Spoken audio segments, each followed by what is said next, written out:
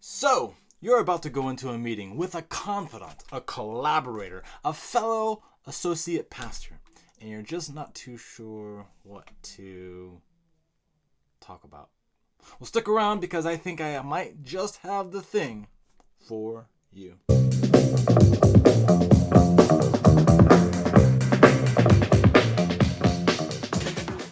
Hello, fellow pastors and leaders. My name is Gale. I am a former youth pastor turned executive pastor, now children's pastor. And now I want to invest in you. And today I want to talk about how to conduct a collaborative meeting with a peer. A collaborative meeting with a peer. This is not a new meeting with a new agenda or an assignment. This is a meeting you might have on a regular basis or just starting, and that's going to be regular, and you're not quite sure how to go about it. Not even sure what to talk about. Not even sure what questions to ask. How can we turn this meeting into something super strong so that we both benefit from it? Let's dig in. First, what you're going to need is a notebook. Something like this. Boom. Notepad, journal, doesn't matter. Because you're going to want to come prepared. Always come prepared. This note-taking device will help you in a couple ways. One, you can take notes about things that are happening so you can remember it more easily. And then secondly, it might even jot a memory of something that you want to bring up for this discussion. But let's walk through some of the questions that I will bring up during one of these meetings. The first question I will bring up during one of these meetings is, how are you? A very upfront and personal question. How are you doing as a friend? How are you doing as a person? I want to know about what's going on in your life. Not ministry, not business, not work, your life. And then while they are talking, I am looking for opportunities to do two things. I'm looking to mirror the conversation and ask another question about the conversation. So my friend might be talking to me and saying, things are going good. The kids just graduated and yada, yada, yada. And then I'll interject and say, graduated? And then he might continue to say, he just turned 18. He's doing really good on the soccer team and he's getting good grades. And then I might interject and say, soccer team? Yeah. He plays soccer for this team and that, and he does really good. He loves playing striker position. The striker position? What's his favorite soccer team? Oh yeah.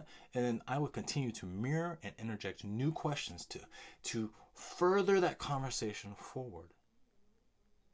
He might ask questions back. He might not.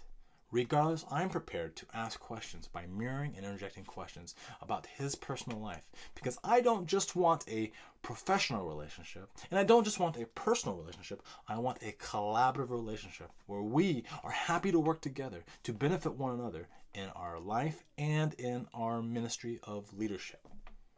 The second question I will ask is, how did that turn out for you? Because before this meeting, there was a previous meeting. A meeting where you guys talked about a previous assignment, a previous project, a thing you guys did. And you're asking, how did that turn out? Did it do good? Did it do bad? What did we learn from it? I have a friend who I do a meeting with once a month. And I remember a time where we were building a building. And he asked, hey, how is that project doing? And I was like, well, the project's doing good. In fact, it's doing so good that we're almost done, with the exception of this one situation. During this situation, something happened with the sponsor, something happened with the boss, and these are the decisions we had to make, and this is what happened.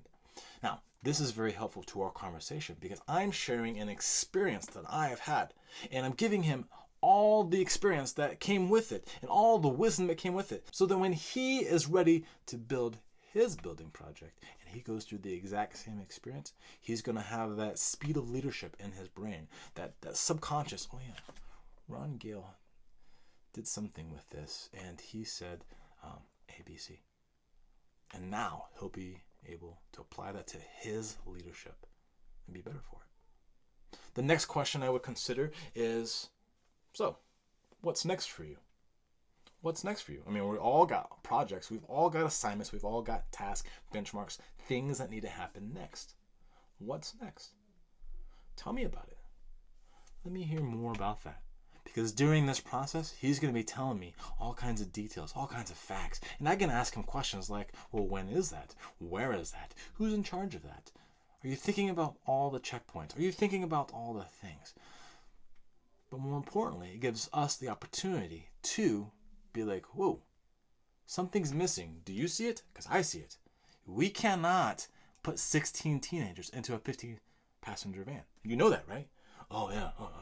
This is a great opportunity to share wisdom, to share knowledge, and to get feedback on something that's about to happen. The next question I will bring up is, hey, let me run something by you. This is something that's like in the back of my brain. I have not really considered doing it. It's not on the calendar. It's not even mentioned to my sponsor or my leader, my boss. It's something that I'm thinking about, and I want to run it by you. What do you think of the idea of me getting a rent-a-cop, right? And doing a mock kidnapping experience at the local mall. What do you think of this idea? Now, he's going to be like, oh, it's a great idea. Or, whoa, I see all kinds of yellow, red flags. Don't do it. A few moments later. But I have considered the idea of starting a YouTube channel just for our children's ministry. Just for the youth. I think it's going to be awesome. I would do this, I would do this, I would do this. What do you think? And then let that individual get feedback on your thing. Because they're going to hear the idea. They're going to see the vision. They're going to care about what you're doing. And they're going to give you feedback that's going to speak life into it or say, whoa, in order to have life, you got to keep life. That's always one of my questions. And then the last thing I do with this individual is I pray. I offer the opportunity to pray. I pray for their thing. I pray for my thing. And sometimes during that personal time, there's a very deep thing, and I'll pray for that. Through this process, I want you to remember that there are 3 kinds of leaderships that we work with. 3 kinds that we work with. The first are leaders above us, leaders that have done it, leaders that are champions, leaders that have the experience, leaders that are the bomb diggity boom, right? These are the leaders that we're not meeting with now. Those are different. That's a mentoring leadership meeting. Then there are leaders below us. These are leaders that are learning. They're in training. They have lots to learn. They are noobs. They are rookies. They have lots of growing before they get to our level, right? We have high capacity, low capacity, and then there's moderate capacity or our capacity. Our capacity leaders are leaders that are beside us, who are our age, who are going through our experiences, who are doing the same things that we're doing as a leader. These are the meetings that we're talking about. And throughout these meetings, I'm remembering to show them respect the entire time. And I'm going to respect their experience because I've not been where they've been. And where they've been, I've taught them a lesson. And if I want to be the wisest I can possibly be, I will not only learn from my experiences, but I will learn from other people's experiences. I will also respect their knowledge because I've not read all their books or have gone to all their classes or learned the things that they've learned from the people they learned it from. So man, if they're going to give me free knowledge, I'm going to suck it up like a sponge. Give it, give it, give it. And I'm going to respect them for it. And I'm going to respect their time. That's right, their time. We may have scheduled for a 30-minute meeting, 45, an hour, it doesn't matter. At some point, they're going to be subconscious about their time. And I'm looking for that. When they look at their watch, when they pick up their phone, when they begin to do little things that say, I am ready to go. I'm going to respect their time and not drag it on purpose. After all, we're going to meet again next week to go through the same process again. And we can always ask, hey, how'd that turn out for you? That's all for today's video, guys. Be sure to hit that like button, comment, and share us with a friend. Until next time, peace out.